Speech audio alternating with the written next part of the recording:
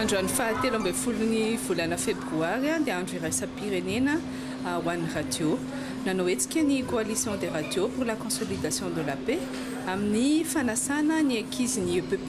Analakely hitsidika ny mpikambana ray amin'ny coalition dia izay ny radio RTG moa zany. Ampifanikazy tomboka lasy tongova no anoloranay eto amin'ny RTG anareo andreto vahiny kelynay be dia be ireto ry zareo solo tena ihany fa tsy hoe sekoly ray manontolo akory ny tonga eto amin'izao atoandro ny asabotsy fahatelo ambin'ny folo ny volana febroary enina ambin'ny folo sy roa arivo izao dia ry zareo amin'ny classe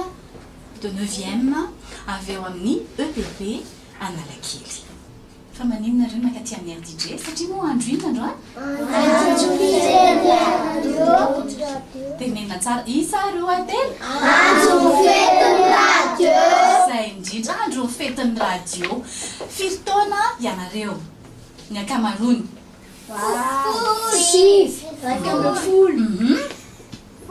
folo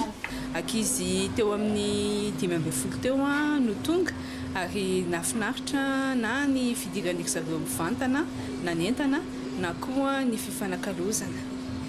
Tonga aty zay satria ny radio dia manana anjara toerana lehibe eo amin'ny fanabeazana ny olona tsirairay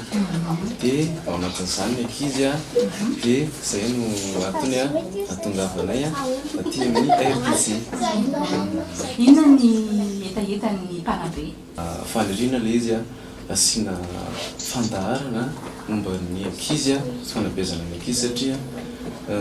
tsy vitan'ny ray aman-dreny sy ny mpanabe ihany ny fanabeazana fa misy an'itony radio itony sehatra anankiray ihany koa izay ahafahana manabe ny tsirairay rehetrarehetra. Anisan'ny sehatra tena irinay hiasana ny kilonga malagasy satria na ny teny malagasy na ny kolotsaina malagasy na ny mba nofinofindreo ankizy ireo ny radio no anisan'ny fitaovana tsara indrindra ary maniry ny coalition des radios fa anana sehatra bebe kokoa ny radio eo amin'ny ataontsika hoe fiainam-pirenena sy ny